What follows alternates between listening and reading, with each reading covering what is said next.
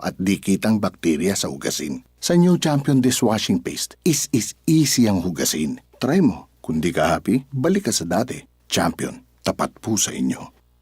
Laging nasa gitna ng aksyon para may bagong balita at impormasyon. Dahil kung nasaan ang aksyon, naroon ang balita. Ito ang Aksyon Radyo. Sa umaga, tulog ka ba? Tuloy-tuloy ang mga aksyon reporters sa pangangalap ng mga balita at impormasyon na kapaki-pakinabang sa sambayanan. Walang pagod na naghahanap ng pinakauling balita. Pinakamainit na impormasyon para kumpleto ang iyong kalaman sa bayang ginagalawan. Tuwing umaga, makinig lamang sa Aksyon! Aksyon Radyo! Sa gitna ng aksyon, Naaresto ng mga ente ng Bureau of Immigration ng pedophiliang Japanese national. sa harap at likod ng tunay na pangyayari sa aksyon balita. Karapatan ng sinuman na kumandidato sa anumang posisyon sa gobyerno. Laksyoto ng Malacanang. Mga bagay-bagay na dapat niyong malaman. Binaliwala lamang ng mga militanteng mga congressmen ang kautusan ni Pangulong GMA sa EFTN. Kami ang inyong mata sa loob at labas ng maaksyong buhay. Ito ang Aksyon! Aksyon! Aksyon Radyo! Aksyon Radyo Balita! Kalipunan ng mga maiinit, naglalagablab at umuusok na mga balitang lokal, nasyonal, international, weather, showbiz, sports, human interest at iba pa na nakalap sa bulwagang pambalitaan ng DWCM. Aksyon Radyo Pangasinan. Aksyon Radyo Balita. At ngayon, narito ang inyong tagapagbalita.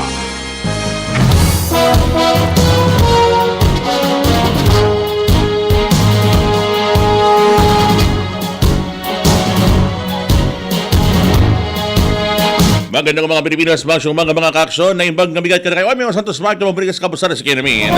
Araw ngayon ng Miyerkules, August 12, 2026, sumasa inyo po ang Aksyon Radyo Balita. Ako po yung tagapagbalita ngayong mga ito, Aksyon Kabusara Pasyorat sa ating Master Control. Nariyan po, Aksyon Kenneth Villanueva. Ngayong araw po mga kaibigan, mga kaaksyon ng Miyerkules, narito po ang ating ulo ng mga balita ngayong umaga. Para sa ating balitang lokal, pag-asa, panahon, nagsabing panahon, unti-unti nang bubuti. Posibleng pagsilip ng araw sa mga sunod na araw, asahan. Mahigit 1,000 individual na sa evacuation center sa bayan ng Calasiao, rescue operations patuloy. Poblasyon area ng Calasiao, binaha, mahigit 600,000 pesos na halaga ng palay at high-value crops na sira. Barangay Kapitan ng Dalonge, Santa Barbara nanawagan sa mga kagawad na i-donate ang 3 buwang honorarium para sa mga relief operations. Para naman sa ating mga police reports, rider critical matapos masangkot sa 3 sakyang aksidente sa bayan ng Tayog. 2 lalaki kalaboso sa bypass operation sa lungsod ng Dagupan, mahigit 140,000 pesos na halaga ng shabu na samsam. 3 naman sa bayan ng 3 suspect naman sa bayan ng San Quintin na aresto, mga kaibigan, mga kaaksyon po natin. Entrapment operation ikinasa, mga kaibigan. At para naman sa ating karagdagan pambalitang pulis, mga kaaksyon, 2 lalaki arestado sa bayan ng Tayog matapos mahuling nagpapat session. Para naman sa ating karagdagan pang mga balita ho, mga kaibigan, mga kaaksyon, mamaya-maya abangan po ninyo yan. Dahil ito po muli ang Aksyon Radyo Balita. Kasama niyo pa rin po Aksyon Kabusara Pasyorat sa ating Master Control. Nariyan po, Aksyon Kenneth Villanueva. Para sa ating mga balitang lokal ngayong umaga, sa ating balitang lokal, unti-unti nang inaasahang bubuti ang lagay ng panahon sa lalawigan ng Pangasinan matapos ang sunod-sunod na malalakas na mga pagulan nitong mga nagdaang araw. Yan ay ayon kay Engineer Kitlong, weather specialist ng DOST Pag-asa. Ani Kitlong, nasa panahon pa rin ng mga bagyo ang bansa at karaniwang mas aktibo umano ang panahon ng bagyo tuwing Hulyo at Agosto. Magkagayon pa man, sinabi niya na wala sa kasalukuyan ng malakas na weather disturbance sa loob ng Philippine Area of Responsibility o PAR na na inaasahang magpapalakas sa mga pag-ulan sa bansa, partikular sa lalawigan ng Pangasinan. Sa madaling salita, magkakaroon ng bahagyang monsoon break sa mga susunod na mga araw. Anya, ang mga bagyong Dolphin at Pilyu ay malaya na sa bansa at wala ng malaking epekto sa Pilipinas. Dahil dito, inaasahang hindi na magiging kasing lakas na mga pag-ulan na itong nakaraang 2 araw ang mga susunod na pag-ulan sa mga susunod na mga araw. May posibilidad din umanong sumilip na ang haring araw sa lungsod ng Dagupan ngayong Agosto 12 na maaaring magsilbing senyales ng pansamantalang pagbuti ng panahon o monsoon break. Gayon pa man, nagbabala si Kitlong na hindi nangangahulugan na tuluyan ng mawawala o malalakas na buhos ng ulan.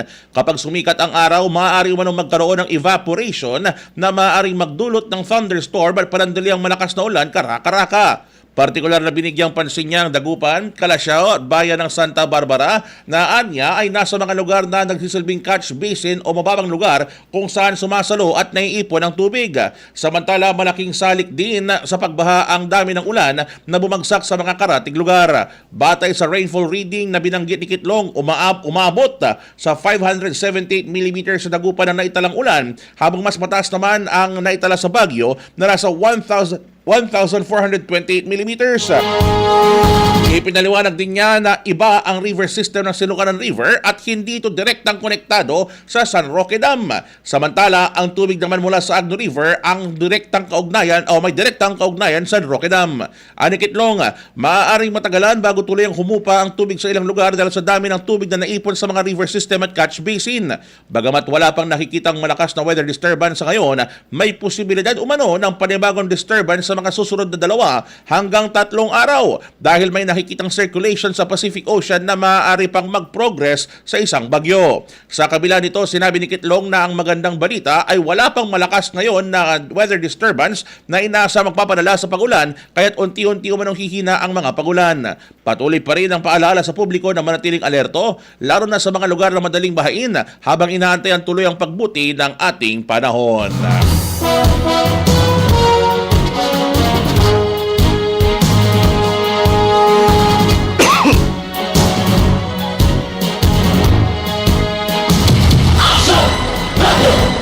Samantala naman mga ka-aksyon, patuloy naman ang ginagawang evacuation and rescue operation sa bayan ng Calasiao habang nananatiling mataas ang level ng tubig sa ilang mga bahagi ng bayan. Ayon kay Christine Joy Soriano ng Calasiao MDRRMO, nasa 215 na mga pamilya o mahigit 800 na individual ang kasalukuyan nananatili sa Calasiao Sports Complex bilang evacuation center. Bukod dito, may 85 pamilya o mahigit 300 individual naman na nasa pangangalaga ng kanilang mga barangay halls. Meron ding 6 na pamilya ang pansamantalang nananatili sa isang simbahan sa West Poblacion. Inaasahan pa ng MDRRMO Calasiao na madaragdagan pa raw ang bilang ng mga lilikas habang patuloy ang pagtaas ng tubig sa ilang mga lugar. Patuloy din ang ginagawang rescue operation sa mga residenteng mananatili sa kanilang mga tahanan. Ani Soriano, may 5 rescue calls na kasalukuyang biniberipika ang kanilang mga tauhan upang matukoy kung ilang pamilya ang nangangailangan ng agarang paglikas. Isa rin sa hamon ng mga responder ang pagdadala sa mga residenteng nangangailangan ng emergency medical assistance, kabilang na ang mga kailangan pumunta sa kanilang dialysis schedule. Dahil hindi madaanan ng mga light vehicles ang ibinahang lugar, gumagamit ang mga responder ng mas matataas na sasakyan gaya ng mga dump truck. Nagpadala naman ang Pangasinan PDRRMO ng 2 dump truck at isang military truck kasama ang mga personnel upang makatulong sa sinasagawang rescue operations. Sa ilang mga lugar naman sa bayan ng Calasiao, umabot na umano sa 5 talampakan ang lalim ng baha. Sa barangay Poblasyon naman ng bayan ng Calasiao, may mga bahagi na rin umabot hanggang tuhod ang tubig. Samantala, kuliglig at iba pang mataas sa sasakyan ang ginagamit sa ilang mga ruta na hindi madaanan ng maliit na mga sasakyan.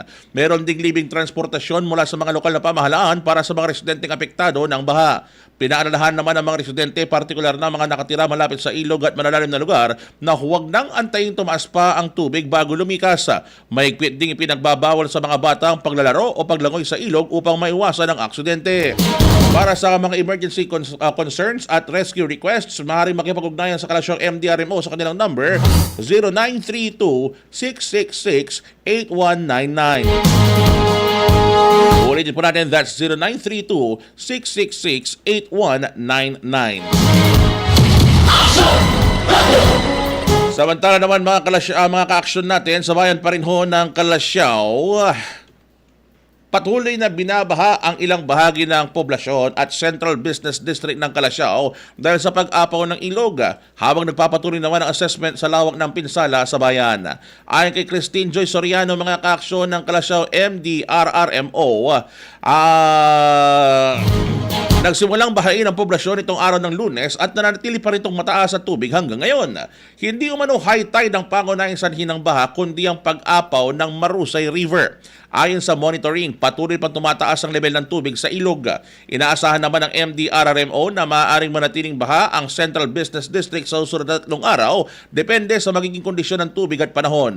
Sa kasalukuyan, umaabot na sa 5 talampakan ang pinakamalalim na baha sa ilang mga lugar. May ilang bahagi naman ng poblasyon na patungo sa palengke na hanggang tuhod ng tubig, kaya't hindi nire-rekomenda ang paggamit ng mga tinatawag na light vehicles. Samantala, patuloy naman ang consolidation sa mga damage assessment sa sektor ng agrikultura. Iniulat na mahigit 650,000 pesos na halaga ng palay ang bahagyang napinsala, habang higit 300,000 pesos naman ng halaga ng high-value crops ang naiulat na may damages o pinsala. Para naman sa infrastruktura, nagpapatuloy ang assessment ng Engineering Office.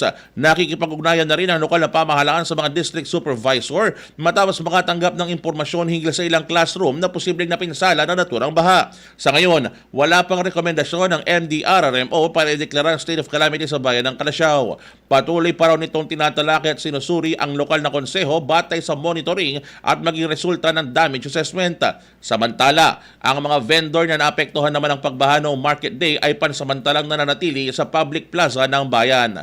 Patuloy namang pinapayuhan ng mga residente na manatiling alerto sa posibleng pagtaas ng level ng ilog at bahan at agad na lumikas kapag kinakailangan.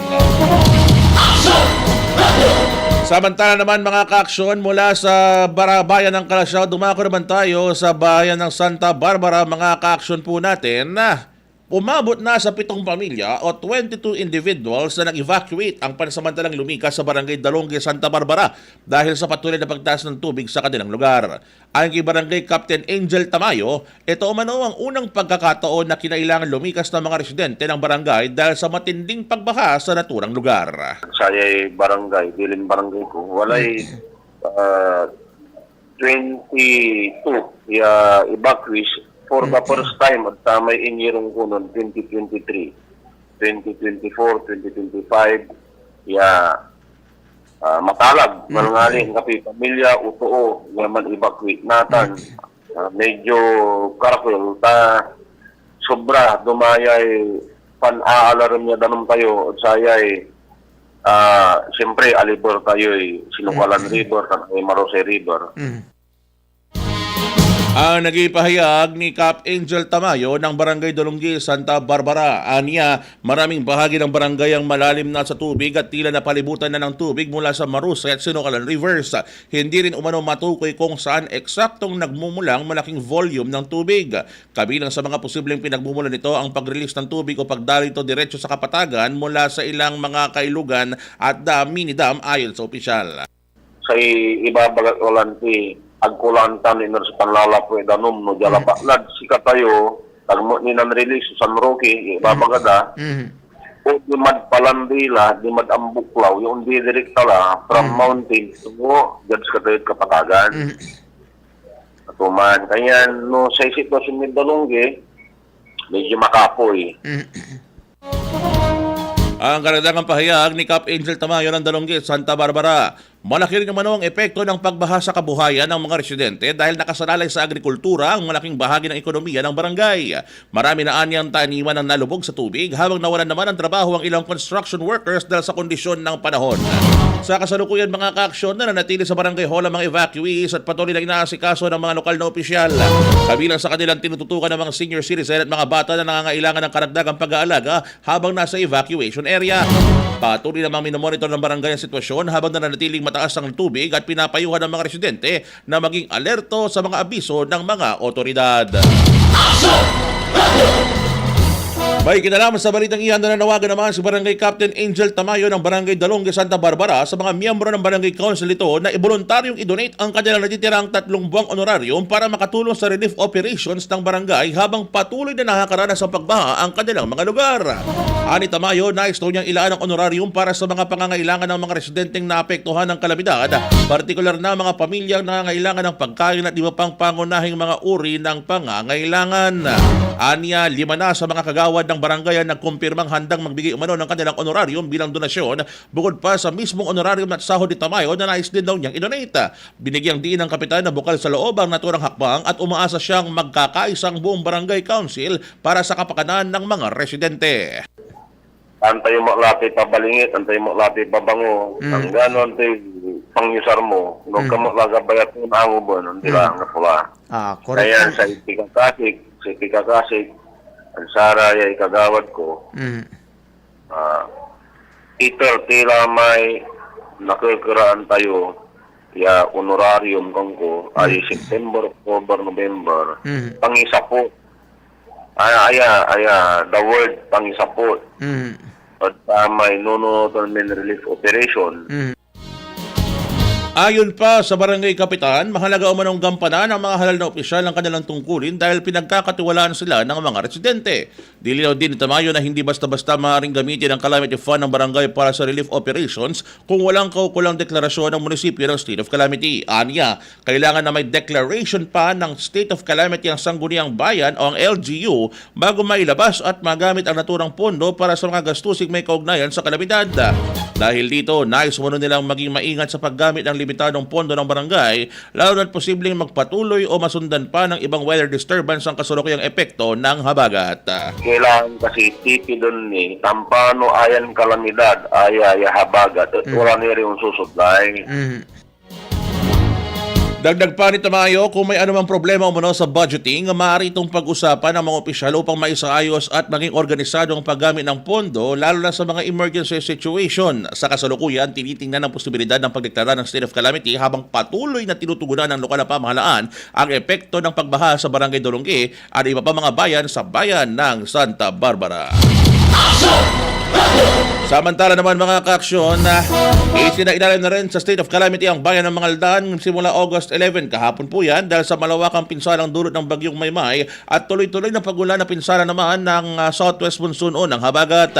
Ipinasa ng sangguniang bayan ang resolution number 2026-171 kasunod ng rekomendasyon ng MDRRMO sa pamumuno naman ni Mayor Bonafede Vera Paraino. Layunin ng deklarasyon na mas mapabilis ang pagmomobilize ng mga kinakailangang resources at pagtugon sa mga residente at sektor na naapektuhan ng kalamidad. Ayon sa paunang datos ng Municipal Agriculture Office, umabot na sa tinatayang 13.5 million pesos ang pinsala sa agrikultura at kabuhayan mula sa magkakasunod na bagyong Luis at Maymay na pinalala ng pagbaha at matinding pagulan gayon din ng habagat. Samantala, iniulat naman ng Municipal Social Welfare Development Office o MSWDO na nasa mahigit 34,000 na pamilya o mahigit 119,000 na individual na ang direktang naapektuhan ng sunod-sunod na mga kalamidad. Inimok naman ni Mayor Bona ang mga opisyal ng barangay na gamitin ang kanilang disaster funds para sa higit na nangangailangan. Bukod pa sa relief operations ng munisipyo, magbibigay rin daw ng tig 20,000 pesos ang pamahalaang bayan sa mga barangay at tanggapan ng mga konsehal bilang karagdagang tulong sa mga apektadong mga residente. Samantala naman mga kaibigan, mga kaaksyon, isinailalim naman sa pagsusuri ng lokal na pamahalaan ng Dagupan at Department of Public Works and Highways sa DPWH sa mga flood control at drainage projects sa lungsod matapos makaranas ng matinding pagbaha bunsod ng ilang araw ng pagulan. Ayon kay Mayor Belante Fernandez, umabot na 7.8 meters above sea level ang Sinocalan River na mas mataas sa 6 meter critical level. Bagamat bahagya ng bumababa ang tubig sa ngayon, sinabi ng alkalde na patuloy pa rin may epekto sa water level ang mga pagkakawala ng tubig mula sa ilang mga lugar. Sa kasalukuyan, sinasalo ng San Roque Dam ang mga tubig galing sa Ambuklao at Binga Dams at hindi nakakaapekto sa lungsod ng Dagupan. Kasama ang city engineer, nagsagawa si Fernandez ng inspeksyon sa AB Fernandez Avenue upang tingnan ang kasalukuyang kondisyon ng tubig at mga drainage system sa lugar. Ayon sa alkalde, kabilang sa mga pangunahing tinututukan ang problema sa drainage sa Burgos Street kung saan matagal nang nararanasan ang pagbaha dahil hindi magkakaugnay o konektado ang drainage systems. Sa ilan ng kasalukuyang proyekto na pinondohan ng national government mula sa pamagitan ng DPWH Region 1, inaayos ang drainage mula sa Burgos Street sa harap ng St. John's patungo sa West Central at A.B. Fernandez Avenue hanggang sa outlet malapit sa Star Plaza at Quintos Bridge. Layunin umano nitong magkaroon ng mas maayos at tuloy-tuloy na daluyan ng tubig sa halip na magkakahiwalay na drainage projects. Umaasa rin ng alkalde na makakatulong ang iba pang infrastructure projects upang mabawasan ang pagbaha sa iba't ibang bahagi ng lungsod, kabilang ng Pugot-Chico, Carael, Calmay at Mayumbu, Karanglaan. Hiniling din ni Fernandez sa DPWH ang tuloy-tuloy na dredging at pagkumpleto sa mga dike, partikular sa mga lugar na nanatiling bukas o hindi patapos ang flood protection. Binigyang diin niya ang sitwasyon sa Lasip Grande kung saan nakaranas ng pagbaha matapos maapektuhan ng hindi pa kumpletong dike. May bahagi rin umano ng dike malapit sa Barangay Hall na halos patag na at nangangailangan na rin ng agarang pagkukumpuni. Dagdag pa ng alkalde na patunayang nakatulong sa pagsasara ng mga bukas na bahagi ng dike sa Manood kung saan mas kaunti umano ang binahang mga lugar. Hinihiling din ang lungsod na maisara ang mga open dike sa Calmay at Carael habang maglaan din ng hagdan o access point para sa mga motorboat at mga isda. Samantala, hinikayat naman ni Fernandez sa mga negosyo at residente na makiisa sa flood mitigation efforts ng pamahalaan, lalo na sa pag-upgrade ng kanilang lugar kasabay ng sinasagawang road elevation infrastructure projects. Ayon sa alkalde, kailangan ng pagtutulungan ng lokal na pamahalaan, national government, DPWH at negosyo at komunidad upang tuloy ang mabawasan ang problema ng pagbaha sa lungsod ng Dagupan. Samantala naman mga ka-aksyon, umabot na sa lungsod ng Dagupan ng mahigit 700 na food packs ng ready-to-eat food mula sa DSWD Field Office 1 mula sa kanilang warehouse sa Biday San Fernando, La Union para sa mga pamilyang naapektuhan ng pagbaha dulot ng habagat at mga nagdaang bagyong Luis at Maymay.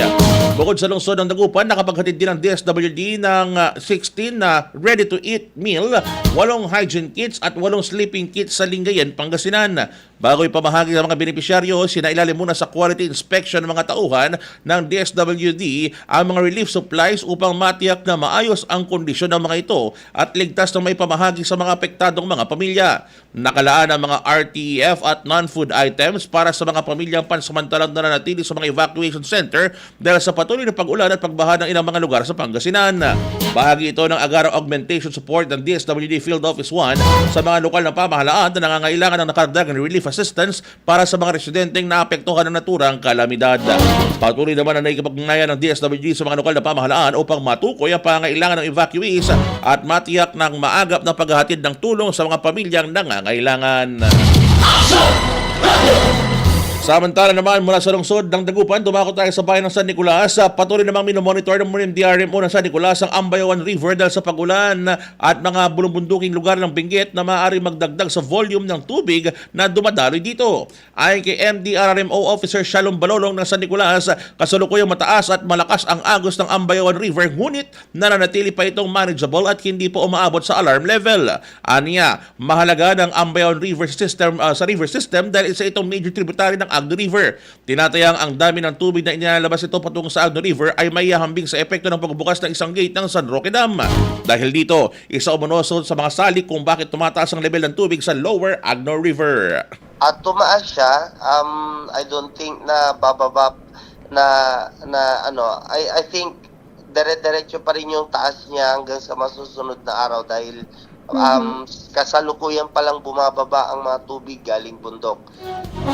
Samantala nananatili naman sa normal level ang Sabangan at Cabaretian River sa kasalukuyan. Sa kabila ng pagtaas ng tubig sa Ambayawan River, wala pang naiulat na pagbabaha sa bayan ng San Nicolas. Nitong nakaraang linggo, naglabas naman ang advisory si Mayor Dr. Alicia Primicias Enriquez at inatasan ng mga barangay kapitan na magsagawa ng clearing operation sa mga kanal at drainage system upang maiwasan ang pagbabara at posibleng pagbaha. Sa river system naman ng bayan, sinabi ni Barolong na normal pa ang sitwasyon, ngunit patuloy nilang binabantayan ng ilang lugar na itinuturing na critical areas dahil nakakaranas sa mga ito ng flash flood noong nakaraang taon. Kabilang dito ang Kabugawan, San Jose at Barangay Nining. Sa ngayon, wala pang naitatalang flash flood sa mga nasabing barangay. Gayunpaman, patuloy ang ginagawang monitoring ng MDRMO dahil inaasahang maaari pang tumaas ang level ng tubig habang patuloy na bumababa ang tubig mula sa mga kabundukan. Pinapayuhan ng mga residente, lalo na mga nakatira malapit sa mga ilog at mabababang lugar na manatiling alerto at sumunod sa mga abiso ng lokal na pamahalaan. Sa bayan pa rin ng San Nicolas, nanatili pa rin sarado ang Villa Verde Road o mas kilala bilang Malico Road dahil sa mga pagguho ng lupa at rock slide na nakaapekto sa ilang bahagi ng kalsada. Ayon kay San Nicolas MD RRMO Shalom Balulong, tuloy-tuloy ang koordinasyon ng kanilang tanggapan sa MDRMO ng Santa Fe Nueva Vizcaya dahil konektado umano ang dalawang lugar sa isang highway. Anya, kapag isinara ang kalsada sa Santa Fe, otomatiko rin isinasara ang bahagi nito sa San Nicolas upang matiyak ang kaligtasan ng mga motorista. Netong araw ng Huwebes, inirekomenda ng DPWH ang pagsara ng Villa Verde Road matapos magkaroon ng rock slide. Ilang malalaking puno rin ang bumagsak at nagdulot ng road blockage sa naturang lugar. May mga bahagi rin ng kalsada na nasira at gumuho dahil sa landslide. Kasalukuyan nagsasagawa ang DPWH ang assessment sa buong stretch ng Villa Verde Road kasabay ng clearing operations upang matukoy ang lawak ng pinsala at mga kinakailangang hakbang bago muling buksan ang naturang kalsada. Ani Balolong, naikipag-ugnayan na rin sa MDRMO ang Santa Fe para sa mga update at kondisyon ng kalsada ng kanilang panig. May bahagi rin umano sa kalsada Santa Fe na dating gumuho dahil sa pag-ulan at nakaranas muli ng landslide. Dahil dito, buong daan ang kasalukuyang sarado maliban na lang para sa mga lokal at residente ng naturang lugar. Isa sa mga pangunahing hamon ngayon ang pag-access sa Malico San Nicolas, partikular para sa mga residenteng kailangan bumiyahe pababa ng bayan.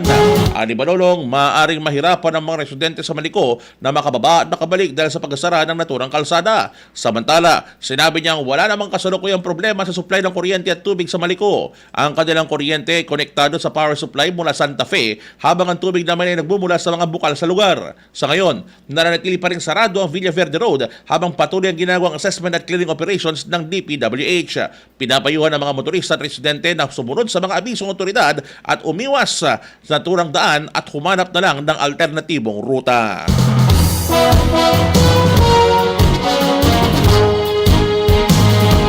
Idineklara naman ng lokal na pamahalaan ng Orbis Tondo na nasa emergency level ang kanilang bayan habang patuloy ang minomonitor na mataas sa level ng Agno River at ang posibilidad ng pagtaas pa ng tubig sa mga lugar na prone sa pagbaha. Ayon kay Mayor Modesto Moning Opiranya, nakatutok ang lokal na pamahalaan sa mga lugar na nasa labas ng dike, partikular sa Barangay Sawat, Malibong at Poblasyon na maaaring munang maapektuhan sakaling patuloy na umakyat ang tubig.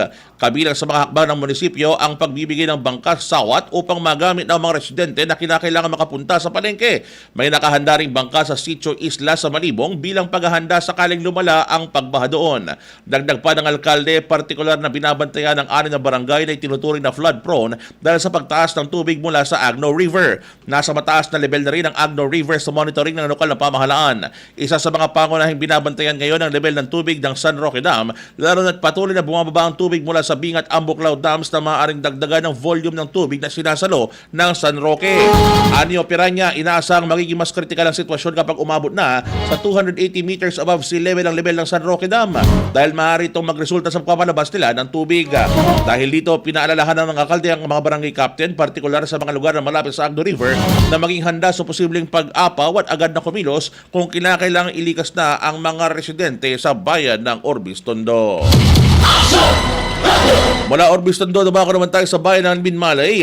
Patuloy na minomonitor ng lokal na pamahalaan ng Binmalay ang ilang mga mababang lugar na nakaranas ng pagtaas ng tubig, ngunit sa ngayon ay wala pang naitalang malawakang pagbaha o paglikas ng mga residente.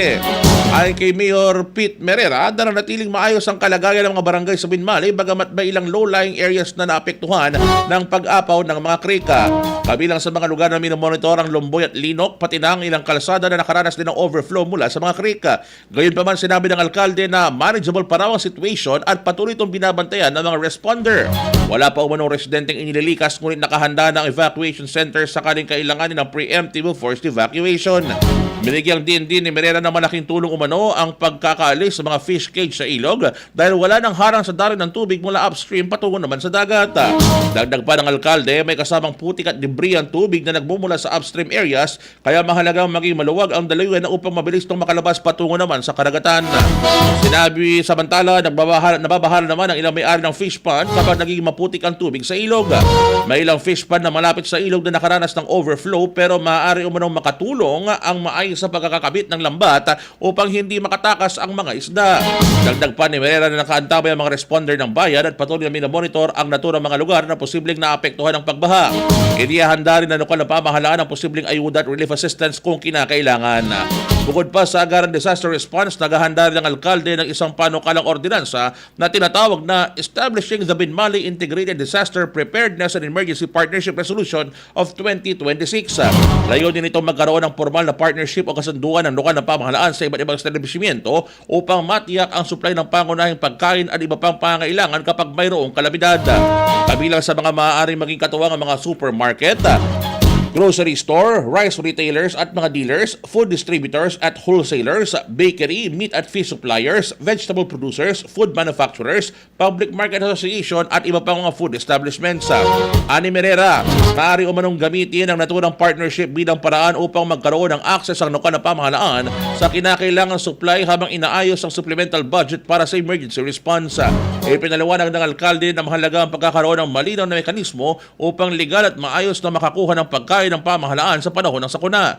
Layunin din ito na maiwasan ang hoarding at pansamantala sa mga presyo ng mga pangunahing bilihin kapag nagkakaroon ng problema. Sa pamamagitan na ito ng proposed na ordinansa, nais sa lokal na pamahalaan na magkaroon ng maayos at legal na paraan upang mapanatili ang supply ng pagkain at maprotektahan ng mga residente at maging ang mga negosyo magiging katuwang ng kanilang pamahalaan.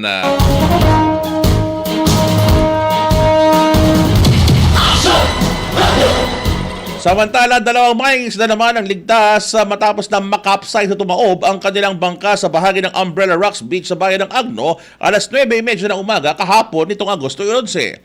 Ayon sa MDRMO ng Agno, nakatanggap sila ng tawag mula sa isang kababayan na si Aner Nabalta hinggil sa insidente. Agad namang isinagawa ang assessment sitwasyon sa pamamagitan ng tawag sa telepono at mabilis na pinakalat ang Water Search and Rescue o WASAR team upang responde. Nakipag-ugnayan din ang MDRMO sa Coast Guard Substation ng Agno upang makatulong sa rescue operation at matiyak ang kaligtasan ng mga sangkot.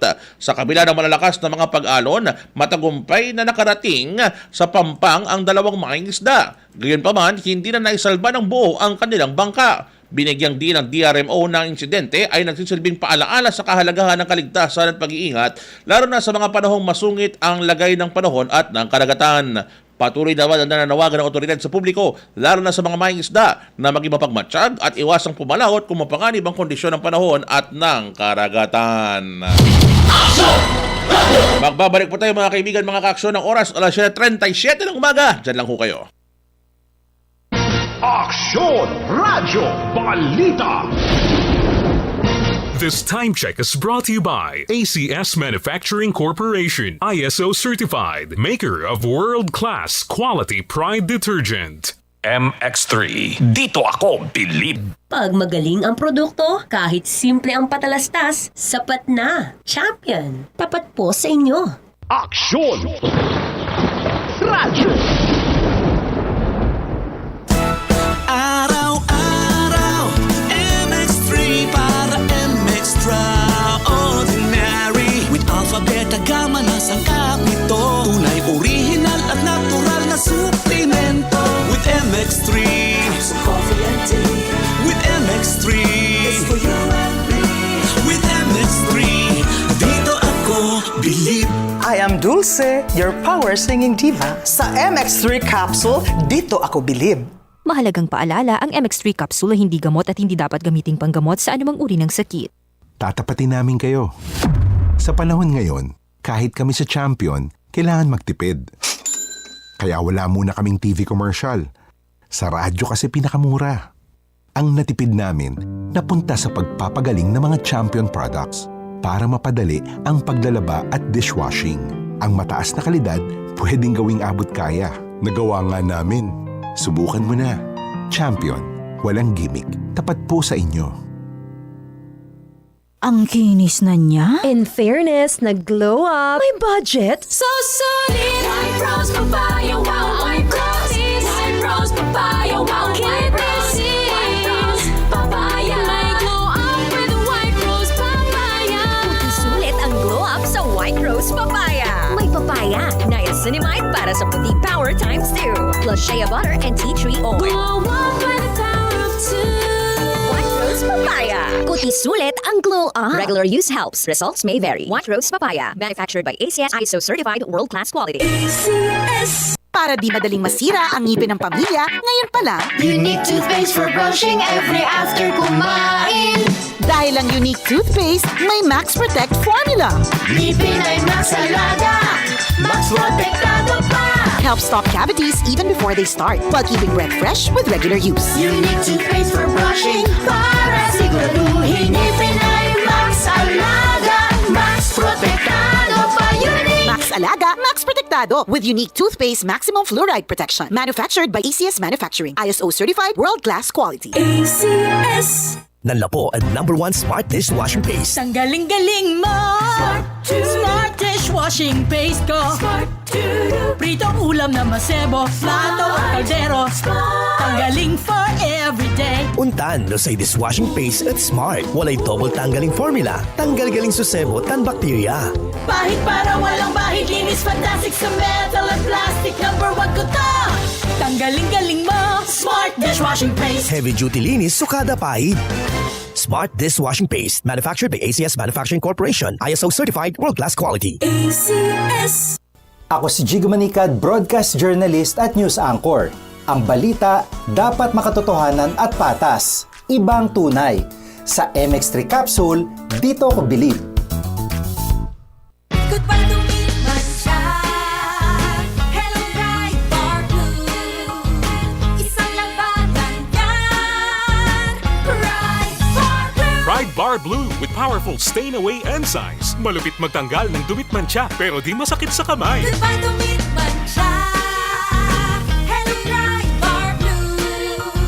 Isang labanan yan. As tested ang cotton and polycotton. Sa mancha, malupit. Sa kamay mo, mabait. Pride Bar Blue. Manufactured by ACS Manufacturing Corporation. ISO certified world-class quality. ACS. Patuloy kang nakikinig sa palatuntunan. Aksyon Radyo Balita. Dito lamang sa inyong nangungunang himpilan ng radyo, DWCM. Aksyon Radyo Pangasinan. Aksyon Radyo. Police Report. Nagbabalik po mga ka-aksyon ng Aksyon Radyo Balita. Kasama niyo pa rin po sa Rick Observasyon at sa ating Master Control, Aksyon Kenneth Villanueva. Para sa ating mga police reports ngayong umaga, kritikal ang kondisyon ng isang 41 anyos na lalaki matapos masangkot sa isang aksidente sa Provincial Road ng Barangay Magallanes sa bayan ng Tayug. Sangkot sa insidente ang talong sasakyan na minamaneho ng mga lalaking edad 41, 19 at 63 anyos. Batay sa inisyal na investigasyon, magkasunod na bumabagtas patungong Hilaga ang unang dalawang sasakyan habang patungong Tibog naman ang ikatlong sasakyan.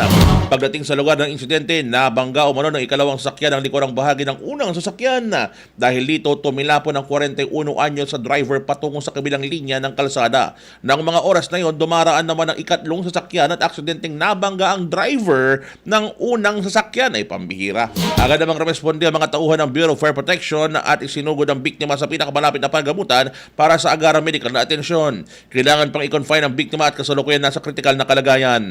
Patuloy pa rin ang ginagawang investigasyon ng mga otoridad. Sa lungsod naman ng Dagupan, naaresto ang dalawang lalaki matapos mga kumpiskante natin ang 21 grams ng suspected shabu sa isinagawang bypass operation na netong nakaraan. Sa operasyon ng mga pulisya, katuwang iba pang drug enforcement agencies ay naaresto ang 48 anyos na lalaki, may asawa at tricycle driver, at isang 49 anyos na lalaki, binata at construction worker na pawa mga residente ng Dagupan City.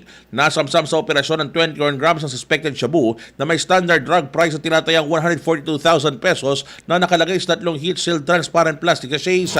Na-recover din ang 60 pirasong tig 1,000 pesos na budel money, isang tunay na 500 peso bill, isang tricycle at isang itim na sling bag na naglalaman ng mga ID cards. Isinagawa sa mismong lugar ang inventaryo at marking ng mga nakumpiskang ebidensya sa presensya ng mga mandatory witness na itinakda ng batas at ng mga sospek. Patuloy na nakulong ang mga sospek sa impilan ng pulisya at nakatagdang sampahan ng kaso ngayong araw. Sa bayan naman ng San Quintin, 3 individual lang naaresto sa isinagawang entrapment operation kaugnay ng insidente ng carnapping. Isinagawang operasyon ng mga tauhan ng San Quintin Municipal Police Station mula 3 p.m. hanggang 4:35 nitong nakaraang araw na nagresulta naman sa pagkakaresto ng 3 sospek at pagkakarecover ng ilang mga ebidensya. Ang mga naaresto ay isang 24 anyos na lalaki, isang 26 anyos na babae at isang 30 anyos na babae. Ang unang dalawang sospek ay parehong single, walang trabaho at residente ng Bayambong Nueva Vizcaya. Habang ikatlong suspect naman na may live-in partner, walang trabaho at residente ng San Quintin sa lalawigan ng Pangasinan. Kabilang sa mga nakumpiska sa operasyon ng isang motorsiklong na walang nakakabit na plaka, cellphone, isang tunay na 100 peso bill at budel money na nakakahalaga ng mahigit 10,000 pesos na ginamit sa operasyon. Na-recover din ng photocopy ng iba't ibang certificate of registration at OR, isang plaka na may numero na may plate number na Bravo 5440 November o B5440N, mga susi ng motorsiklo at isang helmet. Isinagawa sa mismong lugar ang inventaryo at marking laban sa mga sospek. Nakapiit na ngayon ang mga sospek at nakadang sampahan ng kaso ngayong araw. Sa bayan naman ng Tayog, mga kaaksyon, timbog naman ang dalawang mga lalaki na umano'y nahuling nagsasagawa ng, para ba sabihin umi-score, ayan. Sapat session, Ang operasyon ay sinagawa ng mga tauhan ng Tayog PNP matapos makatanggap ng timbre mula sa isang concerned citizen na hinggil sa umano'y sinasagawang illegal drug activity sa lugar. Agad naman nagtungo ang mga pulis upang beripikahin ang ulat. Pagdating sa lugar, namataan umano ng mga responder ang dalawang suspect na aktual na nagsasagawa ng pot session, dahilan upang sila agad na arestuhin. Kabilang sa dinakip ang isang 53 anyos na binata at isang 45 anyos na may asawa tricycle driver na pamang residente ng bayan ng Tayog. Nakumpiska sa operasyon ng tinatayang 1.2 grams ng suspected shabu na may presyong mahigit 8,000 piso na nakalagay sa dalawang transparent plastic sachet. Na-recover din ang mga drug paraphernalia na ginamit na mga to sa pag-i-score. Kabilang na ang glass tube o tuter, 8 bukas na maliit na plastic sachet, mga lighter, gunting, rolled aluminum foil at stripped aluminum foil. Nasa pakangalaga na ngayon Tayog PNP mga sospek at nasampahan na rin ang kaukulang kaso kahapon. Sa bayan naman ng Binalonan, mga ka-aksyon natin, sugatan naman ang dalawang kabataan matapos mabangga mula sa likuran ng kanilang sinasakyang motorsiklo ang isang van sa kahabaan ng National Highway sa Barangay Sili, Binalonan. Ayon si Richel na ulat, ang unang sasakyan ay minamaneho ng isang 18 anyos na college student na residente ng Binalonan. Wala umano ito na ipakitang driver's license at hindi rin nakitang nakainom. May angkas tong 20 anyos na lalaki na residente rin ng naturang bayan. Samantala, ang ikalawang sasakyan naman ay minamaneho ng isang 58 anyos na byudo na residente ng bayan ng Rubio. May lisensya ito umano pero pinaniniwalang nakainom bago ang insidente. Kapwa patungong timog ang dalawang sasakyan kung saan nasa unahan ng motorsiklo. Pagdating sa lugar ng insidente, bumangga umano sa likuran ng van sa motorsiklo dahilan upang ito'y maitulak at mahila sa kalsada. Nagtamo ng mga pasa at iba pang minor injuries ang driver ng motorsiklo at ang kanyang angkas. Agad silang tinakbo sa pagamutan para sa medical attention. Hindi naman nasugatan ng driver ng van. Kapwa nagtamo ng pinsala ang dalawang sasakyan pero hindi pa matukoy ang kabuang damyos dito. Patuloy ang ginagawang investigasyon ng mga otoridad. Sa bayan naman ng Villasis, mga kaaksyon, arestado ang isang 58 anyos na lalaki matapos makumpiska sa kanyang tinatayang 0.22 grams ng suspected shabu sa ikinasang buy-bust operation. Ang suspect ay isang 58 anyos na may asawa, walang trabaho at residente ng bayan ng Rosales. Ayon sa pulisya, naglako ito umano ng shabu o ng suspected shabu sa isang pulis na nagpanggap bilang buyer. Na-recover sa kanya ang ginamit na buy-bust money sa naturang operasyon. Nakakulong na ang suspect at inahandang sampahan ng kaukulang kaso. Samantala naman mga ka-aksyon natin, bago tayo dumako sa ating balitang pambansa, bati natin ang Maxong Maga Sir Edison Balonong sa Santa Barbara RHU at pinapabati niya si Kagawad J. Tinte ng Barangay Maningding. Maxong Maga rin ka Madam Vivian Olarte na imbag na bigat, Madam Vivian, sa mga ka-aksyon natin na nakatutok ko ngayon. Maxong umaga po sa inyong lahat. Dumako tayo sa ating balita mga kaaksyon, balitang pambansa naman tayo. Idinilin sa publiko ni Palace Press Officer at Presidential Communications Office sa Undersecretary Claire Castro na kinakailangan daw ng gobyerno ng tulong ng taong bayan na makiisa sa layuning masolusyonan ang problema sa bansa, partikular na sa pagbaha. Sa naging press conference ni Castro na ikinasa sa press, sinabi niyang ikinagulat din daw ng palasyo ang tumambad na dagat ng basura, partikular sa drainage channel sa Baclaran, Parañaque, na naging dahilan ng hindi maayos sa daloy ng tubig sa mga lagusat na resulta naman ng pagbaha. Dagdag pa niya mga kaaksyon, ang mga tumambad o dagat ng basura para umanong lumalangoy at para ka raw naliligo sa dagat ng basura. Ani Castro, tanging nais daw ng mga Pilipino magkaroon ng maayos na mga lagusan ng tubig at magtulungan ng lahat para sa layuning ito. Kanyang pagdiriin, kinakailangan ay hindi lang pamahalaan ng kumilos at lahat o mano ay magkakasamang gumawa ng hakbang upang mabawasan o masolusyonan ang naturang problema sa basura. Samantala, pinag-aaralan munang mabuti umano ni Pangulong Bongbong Marcos ang panukalang ipagpalibang muli ang 2026 Barangayan Sangguniang Kabataan Elections bago magbigay ng posisyon sa usaping ito. Yan ang sinabi ni Presidential Communications Office Undersecretary Claire Castro na hindi raw kagad masuportahan ng Pangulo ang nasabing panukala nang hindi na determina kung bakit ipinagpapaliban ng BSKE. Isa sa mga nagsusulong ng panukala, si former Senate President Jesus Escudero, na nagsabing maaaring makatipid daw ang gobyerno ng 16 billion pesos kung muling ipagpapaliban ng halalan sa November 2. Maaari manong gamitin ng matitipid para sa mga sektor na apektado ng krisis, lalo na at may baha ngayon. Gayon din ay matulungan ng iba pang mga sektor na kinakailangang ayudahan. Gayon man, sinabi ni Castro na ang anumang panukal na ginagamit ang dahilan, ang energy crisis para bigyan katwiran ng pagpapaliban sa eleksyon, ay kailangan may matatag at malinaw na basihan para umano sa nasabing hakbang. Samantala, dumako naman tayo sa ating balita sa ibayong dagat, mga kaaksyon. Inabisuhan ng Embahada ng Pilipinas sa mga Pilipino sa bansang Colombia matapos sumalig doon ng magnitude 7.4 na lindol na itong Lunes, Agosto 10, oras ng Colombia po yan. Batay sa paalaalang inilabas ng Philippine Embassy sa Colombia nitong Martes, August 11, oras ng Pilipinas, inabisuhan nila ang lahat ng mga Pilipino na apektado ng lindol na maging alerto at maalam hinggil sa nasabing pagyanig. Pinag-iingat nila ang bawat Pilipinong nakatira sa naturang bansa sa Colombia. Sinabihan sila na dapat ay lagi mag-monitor ng mga news updates at makinig sa mga paalaala ng Colombian government.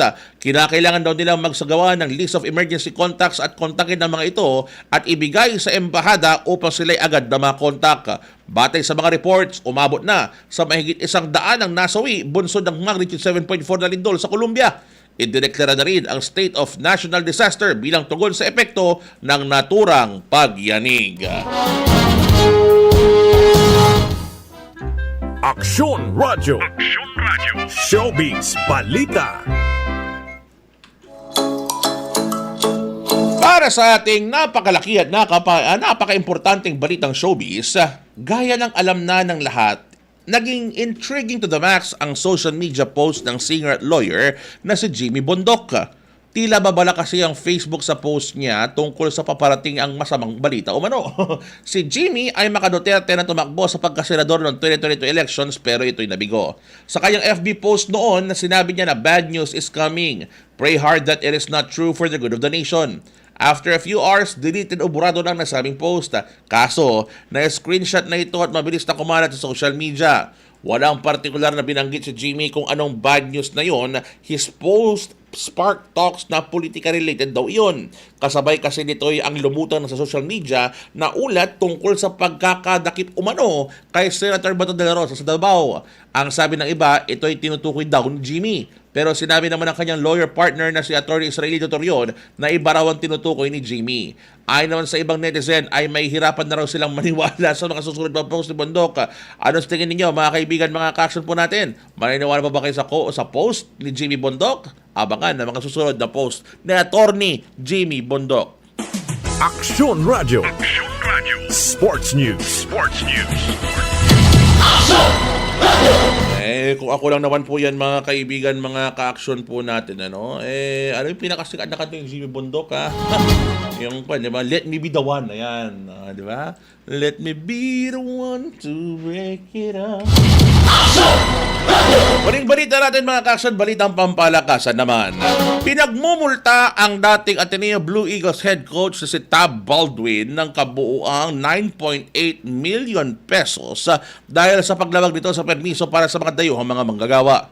inutusan ng Department of Labor and Employment o ng DOLE ang coach ng basketball na si Baldwin na magbayad ng 9.8 million pesos na multa matapos labagin ng mga patakaran sa paggawa sa empleyado ng mga dayuhang mamamayan. Ayon sa DOLE, ang multa'y nagugat sa hindi pagkuha ni Baldwin ng Alien Employment Permit o AEP at Certificate of Exemption o COE na parehong kinakailangan sa ilalim ng Artikulo 40 ng Labor Code para sa mga dayuhang mamamayan na nagtatrabaho naman sa Pilipinas.